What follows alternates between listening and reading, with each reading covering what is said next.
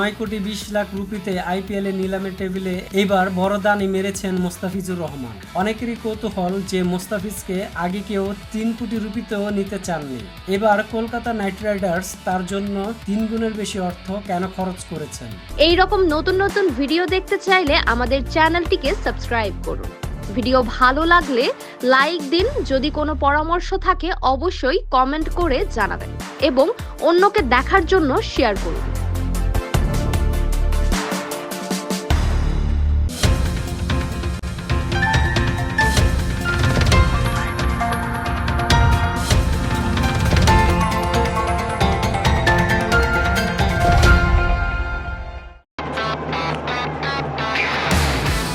চার বলে 3 wicket Mostafizur Rahman.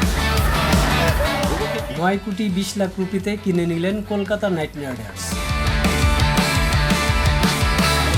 মোস্তাফিজের Dubai capitals টসে জিতেই ফিল্ডিং নেয়। দুবাইয়ের অধিনায়ক মোহাম্মদ নবী দ্বিতীয় ওভারেই বল তুলে দেন মোস্তাফিজের হাতে।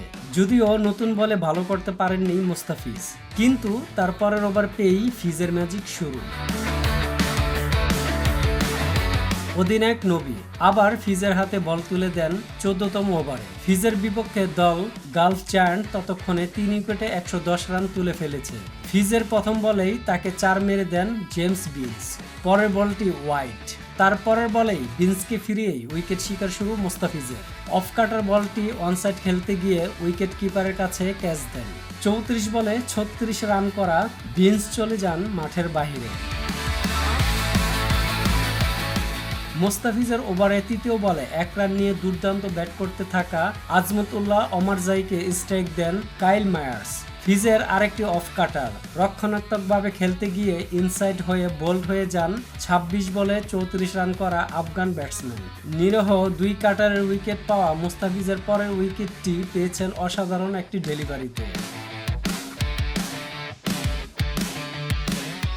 লেগ স্টাম্পের বাইরে পড়া বলটি ডানহাতি শন ডিকসনের ব্যাটের বাইরে কানা পেরিয়ে বেল ফেলে দেয়।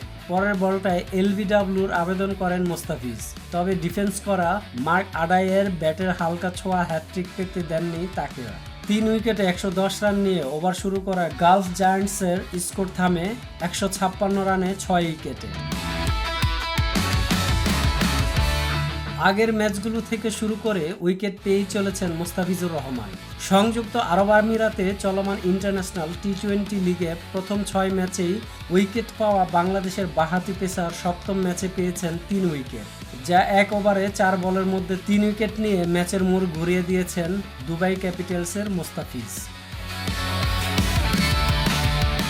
আবুধাবির শেখ জায়েদ স্টেডিয়ামে গালফ জায়ান্টসকে 156 রানে অল আউট করার পর 4 বল ও 6 উইকেট হাতে রেখে জিতেছে মোস্তাফিজের দল। 13 রান দিয়েছেন তিনি। এরপর ম্যাচ সেরাও হয়েছেন কাটার মাস্টার। 7 ম্যাচ শেষে মোস্তাফিজের উইকেট এখন 14টি। এরই মধ্যে 9,20,00,000 রুপিতে আইপিএল এর নিলামের টেবিলে এবার বড় দানি মেরেছেন মোস্তাফিজুর রহমান। অনেকেরই কৌতূহল যে মোস্তাফিজকে আগে কেউ 3 কোটি রুপিতেও নিতে চাননি। এবার কলকাতা নাইট রাইডার্স তার জন্য 3 গুণের বেশি অর্থ কেন খরচ করেছেন, প্রশ্নটা সবার মনে। এক কথায় উত্তর হতে পারে নিশ্চয়ই বিশেষ পরিকল্পনা আছে মোস্তাফিজকে নিয়ে। কলকাতা নাইট রাইডার্সের কোচ অভিষেক নায়ারের মুখের হাসি ইঙ্গিত দিচ্ছিল মোস্তাফিজকে তাদের কত প্রয়োজন। তবে কি বাংলাদেশের দর্শক আশা করতে পারেন এবারের আইপিএলে নিয়মিত খেলবেন মোস্তাফিজ? এবার তাই দেখার পালা।